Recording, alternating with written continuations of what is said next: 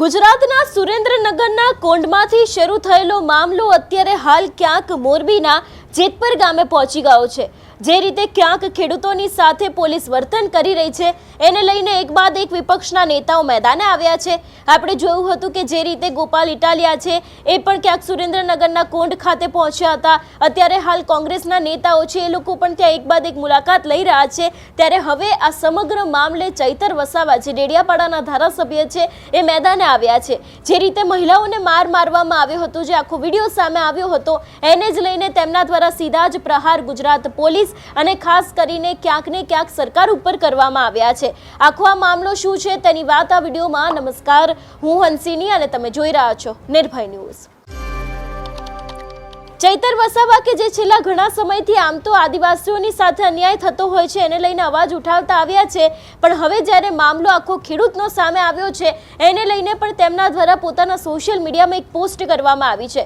સૌથી પહેલા તો આ મામલાને લઈને ચૈતર વસાવાએ શું લખ્યું છે તે જોઈ લઈએ। અહીંયા વાત મોરબીની કરવામાં આવી છે। गुजरात के मोरबी में एक खानगी कंपनी की समूह की परियोजना के लिए किसानों की जमीन कब्जे के खिलाफ किसान सड़कों पे उतरकर विरोध कर रहे हैं। दुख की बात यह है कि शांतिपूर्ण प्रदर्शन कर रही महिलाओं पर गुजरात पुलिस का प्रशासन द्वारा लाठीचार्ज होता है। એટલે અહીંયા ક્યાંક ખાનગી કંપનીઓ ઉપર આક્ષેપ મૂકવામાં આવ્યા છે અને જે રીતે મહિલાઓ દ્વારા શાંતિપૂર્ણ વાતાવરણની અંદર આખું જે વિરોધ પ્રદર્શન છે તે કરવામાં આવ્યું હતું ને એવી મહિલાઓને પણ ગુજરાત પોલીસ મારે છે એવા આક્ષેપ ક્યાંક અહીંયા ચૈતર વસાવાએ મૂક્યા છે। એ બાદની વાત કરવામાં આવે તો અહીં લખવામાં આવ્યું છે, पूंजीपतियों के हितों के लिए अन्नदाताओं के साथ ऐसा क्रूर व्यवहार क्यों? देश के विभिन्न राज्यों से जे खानगी कंपनी છે એને લઈને વાત કરવામાં આવી છે। समूह की परियोजना के लिए भूमि अधिग्रहण और स्थानीय निवासियों के विरोध के मामले लगातार सामने आ रहे हैं, जहां बीजेपी की सरकार की रुख जनहित के बजाय कॉरपोरेट के पक्ष में अधिक दिखाई देता है। सरकार की समझाना होगा कि देश के पूंजीपतियों से नहीं बल्कि देश की आम जनता और किसानों से बनता है।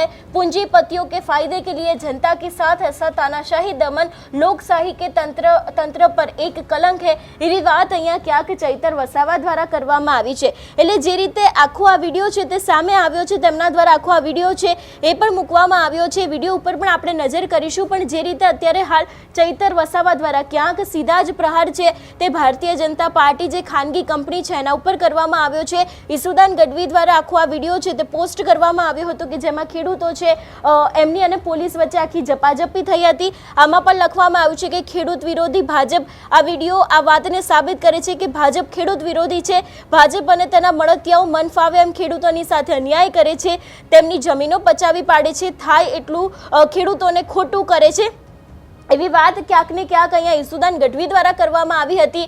અને એ બાદ આ સમગ્ર મામલે હવે જ્યારે ચૈતર વસાવા મેદાને આવ્યા છે ને આની પહેલાં પણ આપણે જોયું હતું કે જે તે સમયે મેં પણ ચૈતર વસાવાની સાથે વાત કરી હતી ત્યારે તેમના દ્વારા પણ સવાલ પૂછવામાં આવ્યો હતો કે સુરેન્દ્રનગરના કોંઢની અંદર જે ભારતીય જનતા પાર્ટીના ખેડૂત નેતા છે રાજુ કરપડા એ કેમ આ મામલે મૌન બેઠા છે? તેમના દ્વારા અત્યારે હાલ ખેડૂતોના વહારે જવું જોઈએ એવી વાત કરવામાં આવી હતી। બીજી બાજુ વાત કરવામાં આવે કે અત્યારે હાલ ક્યાંક આ મામલે 15 તારીખે એક મોટી કૂચ થવાની છે। 15 તારીખે કોંગ્રેસના નેતાઓ હોય કે આમ આદમી પાર્ટીના નેતાઓ હોય એ દરેક લોકો ક્યાંક જવાના છે, કૂચ કરવાના છે। 15 તારીખે એક મોટી રેલી છે એ પણ થવાની છે ને એની પહેલાં પણ ક્યાંક મોટી નવાજૂની થઈ શકે છે ને એ દિવસે પણ કોઈક નવાજૂની થઈ શકે છે એવી પૂરેપૂરી શક્યતાઓ લાગી રહી છે।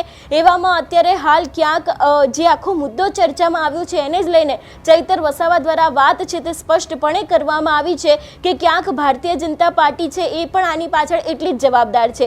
જે વિડીયો ચૈતર વસાવાએ બતાવ્યો છે વિડીયો ઉપર પણ નજર કરીએ।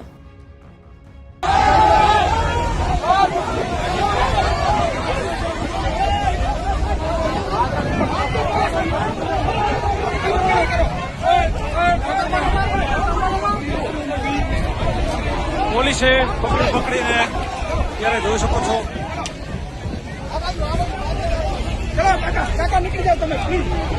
ફરી એક વખત રસ્તો બ્લોક કરવા માટે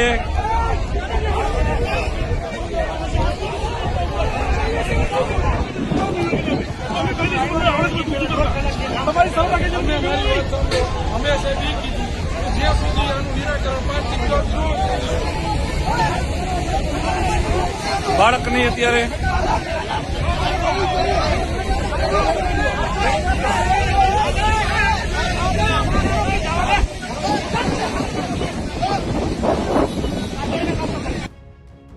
આ વિષયને લઈને તમારો શું અભિપ્રાય છે અમને કમેન્ટ કરીને ચોક્કસથી જણાવજો। તેની સાથે અમારી ચેનલ નિર્ભય ન્યૂઝને લાઇક, શેર અને સબસ્ક્રાઇબ કરવાનું ભૂલશો નહીં। નમસ્કાર।